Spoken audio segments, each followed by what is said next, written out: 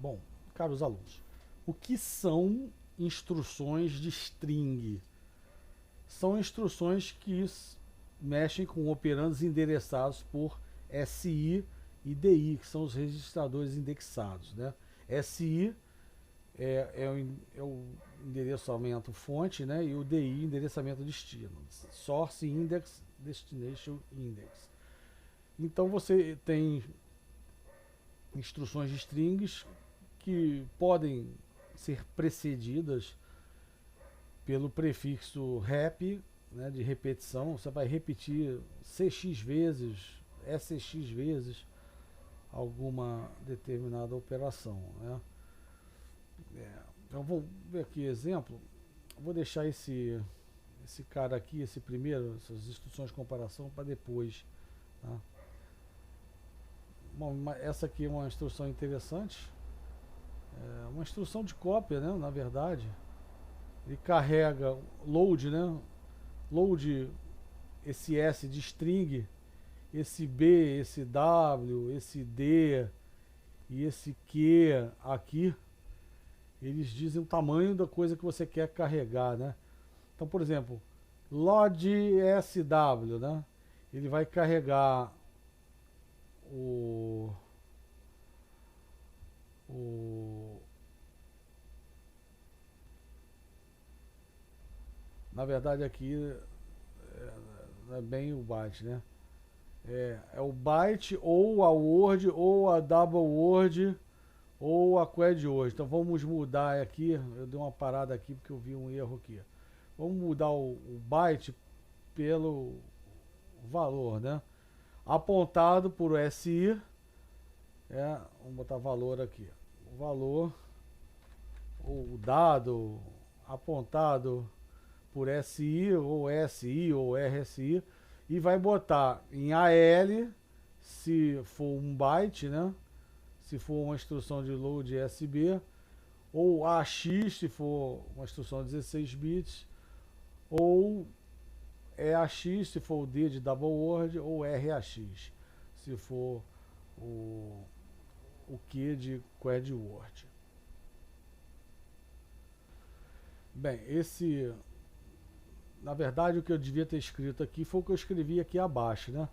Você tem o move SB, move SW, ele copia esses caras aqui, né?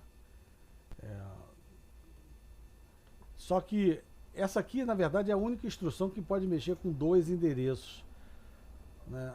Na verdade, elas são duas instruções em uma. Não é que ela mexe com dois endereços, como se fossem duas instruções rodadas em paralelo. Pega um dado, faz um cache sem ninguém ver interno e depois manda, né?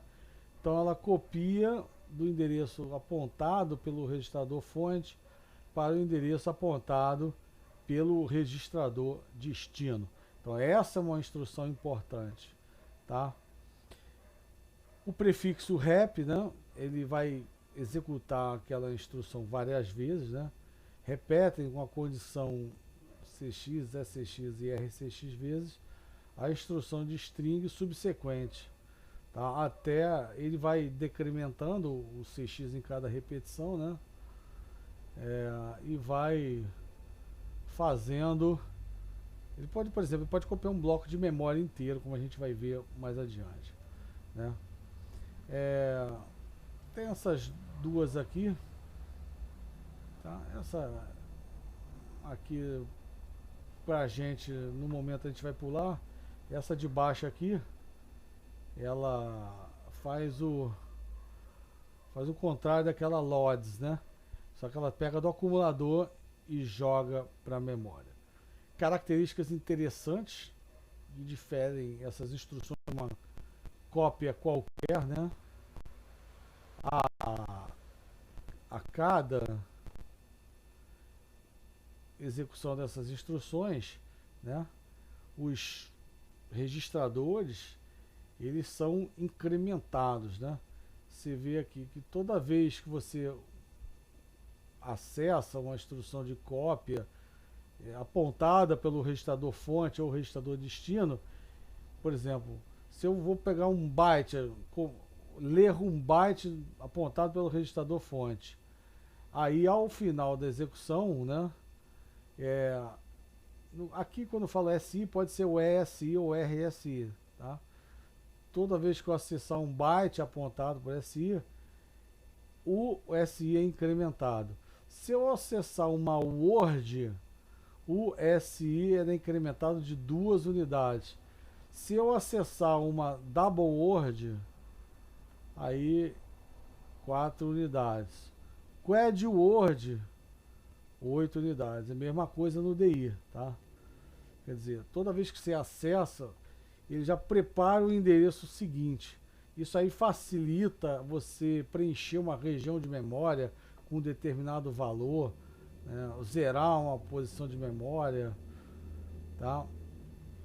Vamos ver aqui 2 exemplos aqui. Esse primeiro exemplo, ele não é de compilação não, tá? Ele quer que você em Assembler faça essa soma aqui, que o x receba W de 0 mais W de 1 mais W de 2 mais W de 3. Faz x igual a isso. Não é que você está compilando x igual a W de 0 mais W de 1 mais W de 2, não. Então, eles estão fazendo um código em Assembly, né? Então, por exemplo, aqui eu vou dizer que o EDX vai receber a soma e que eu vou fazer uma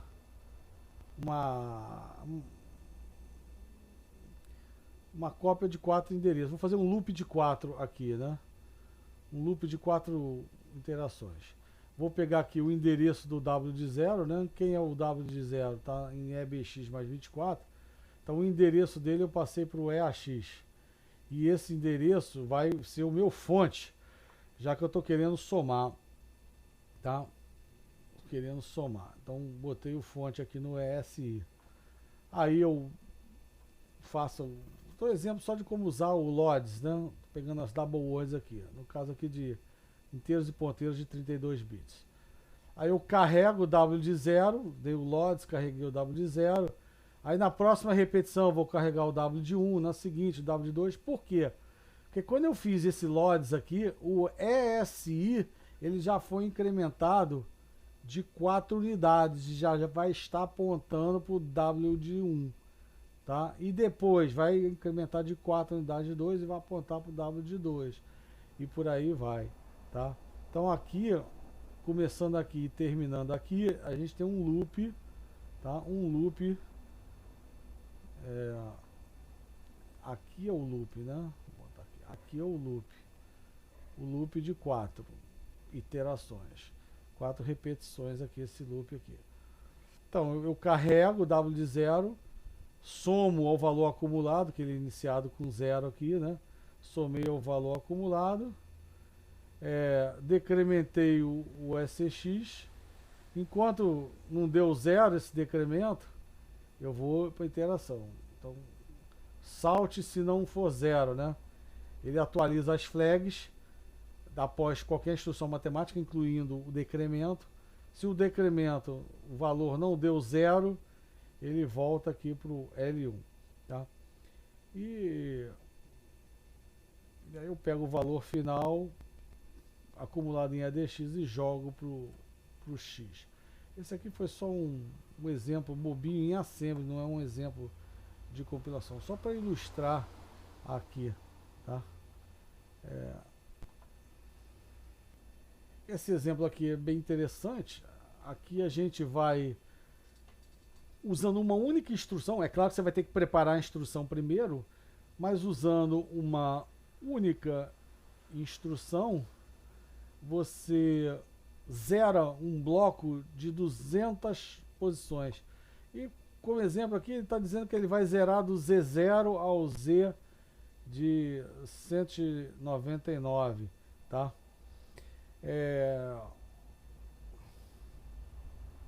Então o Z, né, o endereço do Z é apontado por EBX mais 8, né? Então, e aqui não é a leia, né? É o conteúdo do endereço EBX mais 8, não é o EBX mais 8, tá? Então com o Z aqui é um ponteiro, ele foi colocado aqui no EAX e vão para o registrador destino também, o EAX, tá? Então você vai fazer 200 repetições, vai zerar 200 inteiros. Aqui, qual o valor que eu vou copiar? 0. Até existe um outro jeito, né? Um outro jeito mais rápido de você zerar um registrador, né? Seria fazer XOR EAX, EAX. É o jeito mais rápido de você zerar um registrador, mas MOV EAX0 também zera ele, tá? Então, XOR EAX ou MOV EAX0, que fica mais fácil de entender, tá? Então você tem um registrador EAX que está zerado, né? E agora você quer copiar para 200 posições, 200 inteiros, ou seja, 800 posições de memória. É só repetir, né? Repete, rep, stosd. Ou seja, em cada repetição você pega o acumulador de 32 bits, porque é 32 bits por causa do D, né? E carrega no endereço de destino. Em cada repetição ele vai incrementando 4 endereços.